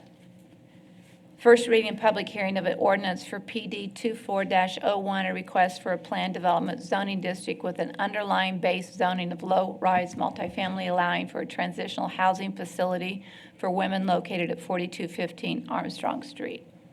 Aaron? Good morning, Mayor. Aaron Vanoy, Director of Planning and Development Services. Good morning, City Council and Mr. Valenzuela. It's a pleasure to bring you this planned development project here at 4215 Armstrong Street. It is in District 2, Tom Thompson, and the Lakeview neighborhood. You see here on this image right there, this is an image of what's kind of the overhead right now. This used to be a nursing home facility that is now going to be repurposed and used as a transition facility, transitional housing facility for women. And I think that's a good project for our community. So you can see that we are going to do it under planned development, which gives us some ability to do some conditions, and we'll go over those in just a few moments. So this is going to be rezoned from single-family residential to a planned development for the low-rise multifamily because it is a transitional housing facility. So again, you can see here on Armstrong as it's heading north to 50th. On the east side is Ranch and Estate, large lots, and then behind this property to the west are smaller single-family lots, and then of course Lakeview is just behind that area back there. A couple of street views here of the facility. They are going to be using half of the facility for the transitional housing. We did send out 21 mailed notices. We did not get any back in from the area, but we did have people come to Planning Commission that did have some concerns, and we did discuss with them what the items were as far as the conditions, and they understood the project a little bit better. Apparently, this property has had different people living in and out of it, some controlled, some uncontrolled. Now there's an actual nonprofit organization that's coming in, wants to take control of the building and actually run a true program out of there. So they did have some rationale looking at this. RS1 zoning is certainly behind this area. Along Armstrong Street, being a minor arterial that comes into our community, that underlying vision plan right there is neighborhood center. And so this being a RS1 to an RM1, utilizing some low-rise multifamily would actually utilize that same existing structure that's there. It lost its legal non-conforming status when it became vacant for a number of years after the fire, and so this is the way to get it back to being legally conforming, as well as having some conditions on activities that can happen there. We do know that there is a community need for transitional housing for women, and it would serve this area well. The building, of course, have changed hands several times, but we do think this is one way to get some stability for that piece of property. We are recommending approval, changing from the single-family residential to a planned development with the low-rise multifamily at 4215 Armstrong Street, with the subject of 4 conditions: that they obtain and comply with all necessary building permits and receive a change of occupancy. Since it's been vacated for over 2 years, they do have to have that inspection to come in and change their occupancy. And then we put in here, and this is just kind of the brief about no services to be performed on site. One of the concerns was doing drug and alcohol treatment there, and in our zoning ordinance, that's a different category, and so we're making sure that they're not doing that there. They're doing that at a different site if any of their residents need that. If they were to add lighting, it would be shielded downward to help minimize any of that light trespassing over into the RS1 districts, as well as people that are driving on Armstrong at night. And they must provide and maintain appropriate parking. They do have good parking there for the amount of rooms that they're looking at. I believe, and I will have them confirm, but I want to say it was going to be 8 living areas that they would have, so 8 total residents. They may give us an update on that exact number because some of the building has not been, it's just a large storage space. They could expand in the future, but right now they're looking at that for their transitional housing. You said that only half of the building was going to be used. So is that the Yes. half that's going to be storage? Yes, ma'am. So this area up here is currently storage right now. They have future plans that they could finish that out in the future. If their program continues to be successful and they have a need, they could expand that out. I think they would be allowed to do that under the planned development that we currently have, which would be the low-rise multifamily. And so this would be just like having an apartment complex or something that you actually have the apartments are inside and you go into each individual apartment. Questions? Tommy? How did this come from Planning Commission to us? How did it vote? They did approve it unanimously, and I checked with our staff this morning if it was 7-0 or 6-0, but we believe it was 6-0 when we would look back on the one of the members had to step out. And so it was a 6-0 affirmative vote for the plan development. Thank you. Tom, it's in your district. You want to talk? I remember when that came into the council meeting, to bring this up. That's the same It's all problem I green. had. All right.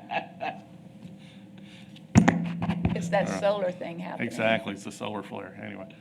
No, it's, the purpose of the project, when it came in, it's transitional, the housing, everything fits. It fits the neighborhood. If anything, after discussions today, they could probably sell parking spots over there, all right? Everything looks good for this thing to move forward. I don't see any objections, so I mean, if nobody else has any questions, I would move to approve as presented. I will second that. Second by Lucy. Public comment?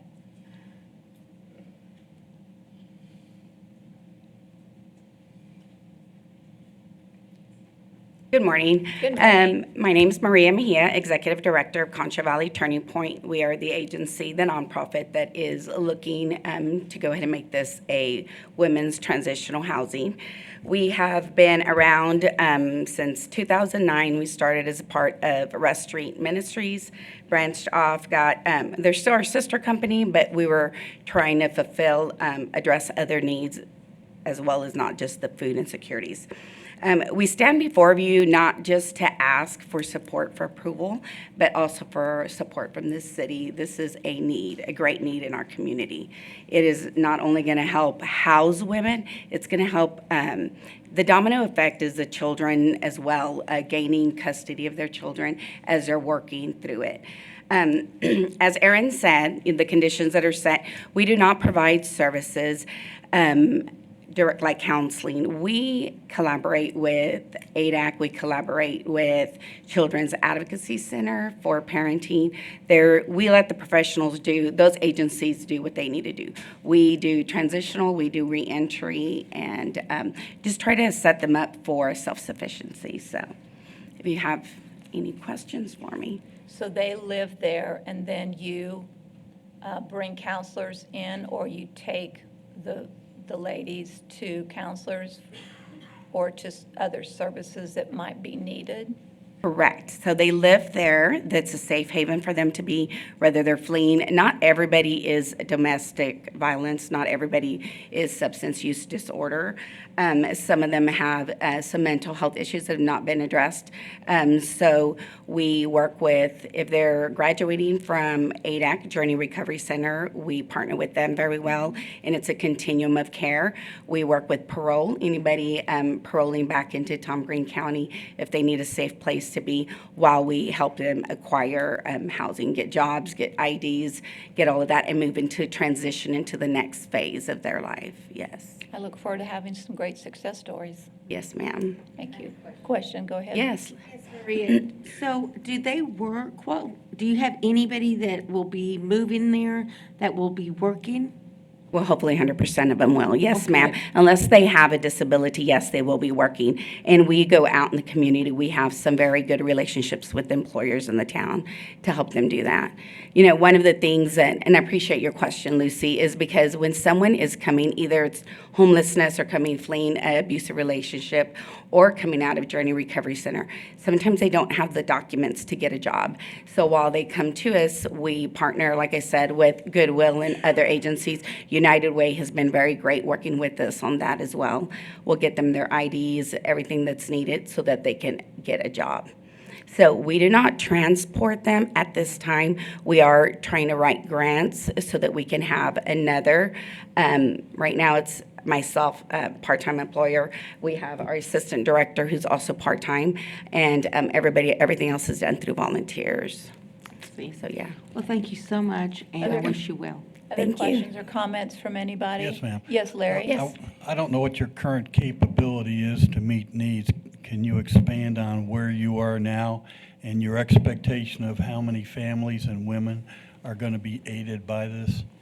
Well, I'd like to give you, right now we have 4 women there. Whenever we started working through everything with the city, we were allowed to have 4.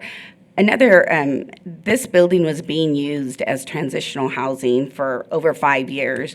We came in, the owners are very familiar with our nonprofit. We've been doing men's transitional housing, even men with children, for quite some time, for over 10 years. I've been with the agency 10 years, with the nonprofit 10 years. So to give you a direct number, it depends how long they have to be there. We have one young girl that is looking to move in after all of this is approved and we can raise capacity. She's in high school at Lakeview, and she's been couch surfing. So, yeah. Other questions or comments? Okay, so may I have a motion for approval? Lucy, motion to approve? Have we already done that? Yeah. I Tom already made did the that. motion. There's Okay, public I'm comment. gonna second your motion. I know, but. Y'all fight for it. We did all of that. We're already done. I shouldn't have We're opened done. it up for a motion. She had it even before she came up. Oh, darn. My fault. I'm Can I third it? redigesting that. Okay. We're good. Thank you. Thank you. Other public comment? Would anyone else like to come forward? Jamal Shumpert, single member District 2. I would say they do what they say they do. I had a friend who went to jail for quite a few years. He got out, came to San Angelo because I told him there were jobs here. It's nice people here. They helped him out. Now he's in California with his family. He's doing good. So yeah, you will hear good stories coming from them. I don't know them personally, never met them, but thank you. Thanks for that comment. Further public comment? Please come forward. You're just fine. I just want to say that I appreciate Say your you guys. name, Oh, my name where is you Irma live. Rojas. I am actually an alumni to Concha Valley Turning Point. I am currently on parole. I have been clean for 5 years. I got out of prison 2019, and I have been giving back since then because Miss Maria and the program has really, really helped me. I have been in my current job for 5 years. I'm actually now on the board to Concha Valley Turning Point. I actually work part-time for the Concha Valley Public Defender's Office. I do the peer support for them, and it's just been a great journey for me, and I think that you guys are going to hear plenty of successful stories because that's what we're here to do, to help, to give back to our community. So thank you for the opportunity. Thanks for sharing. Yes, ma'am.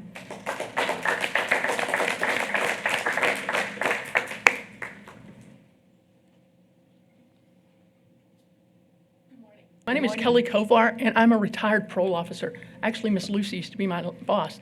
And the way What do you have to say, Lucy? the way I Talk to became you after the meeting. the way I became familiar with Concho Valley Turning Point is Miss Lucy made me go there, and she made me do a program. It was a program that was a new parolee orientation. I fell in love with Concho Valley Turning Point, and I am retired now from the San Angelo District Parole Office, but I continue to volunteer with Concho Valley Turning Point. I can sit here for days and tell you the success stories of how Concho Valley Turning Point has touched lives, has made a difference in people's lives, not only the in my case, the offender, but their families and actually their employers, which serves the community. And I just really appreciate the fact that y'all are going to approve this. You have no idea. You just have no idea what you're doing. And I appreciate it. Thank you. Thank you for sharing.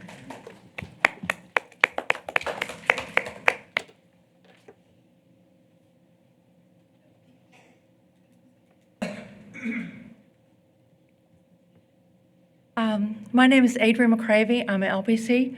I'm a board member at Concho Valley Turning Point and also a volunteer. I worked for about just under 4 years at Roy K. Robb CRTC, and that's how I became familiar with Concho Valley Turning Point. When we were looking at places to transition the men from our CRTC into transitional housing, the number one place to go to was Concho Valley Turning Point, because it did provide such a strong base, a strong support system, and a strong peer-led support system for the men to build successful lives instead of returning to unsuccessful lives. One of the things that I do at Turning Point now is I facilitate the anger management class, and we have the class for people from probation, from parole, from CPS, and so we have an impact on the community that way as well. We're looking at opening classes once we get fully up and running at the Women's Haven as well. And as Maria said, we do partner with as many other agencies as possible. One of the things that we found that when I was working at CRTC was a great need for financial literacy. And so we've partnered with Galilee, and Galilee has put on a financial class for the men at the Turning Point, well, for anyone who chose to attend, because all the classes are available not just to the residents, but to the community. So we try and serve and fill needs we don't try and duplicate, we just fill needs. So, but yeah, it's a hand up, it's not a handout. Okay, thank you. Thank you very much. Would anybody else like to share today? All right, well, we have a motion and a second. We've had public comment, so we'll take a vote. All those in favor say aye. Aye. Motion passes overwhelmingly 7-0. We will now move into our close. Yes, sir. Do you think we could get a schedule on that anger management class? Just kind of want to know. I got a bunch of looks when that happened. I was like, okay. I'm with you. I need to go to all of them. I need to go to all. Thank you. Okay, so we're going into our closed session, executive session under the provision of Government Code Title V, Open Government Ethics, Subtitle A, Open Government, Chapter 551, Open Meetings, Subchapter D, exceptions to requirement that meetings be open under the following sections.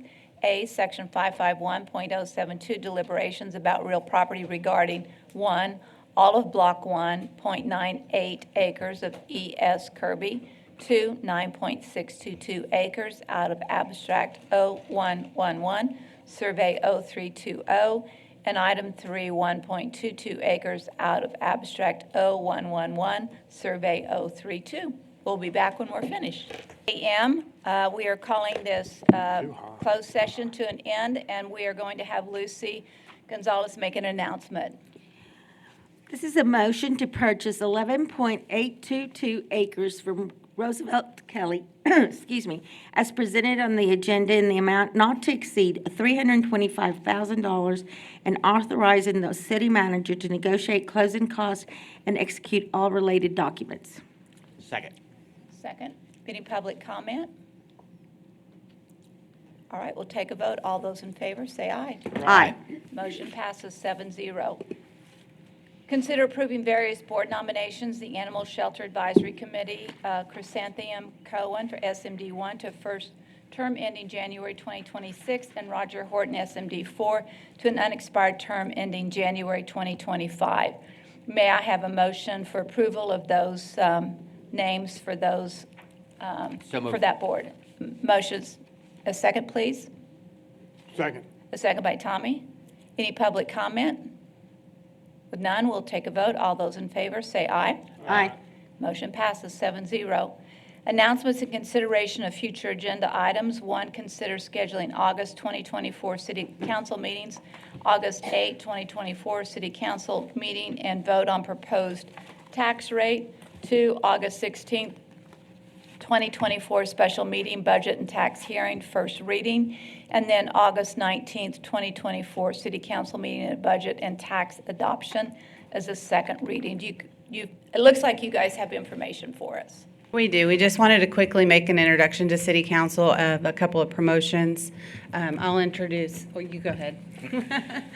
So I made her opening necessary by hiring Kim Hawley as our new Assistant Director of Human Resources and Risk Management. Kim is fantastic, as you all know, and so she's going to do a great job in this role. Well, at least we get to keep you. Yes, yes, That's very key. thankful for that. So, that's Absolutely. great. And she and Jonathan are kind of doing double duty. Jonathan also promoted to the budget manager position following Kimberly. And so they're both kind of doing dual roles right now until we get through the budget process so we can get everything squared away for this year. But I think they'll both do a fantastic job in their new roles. So we're thankful to have them both. Congratulations.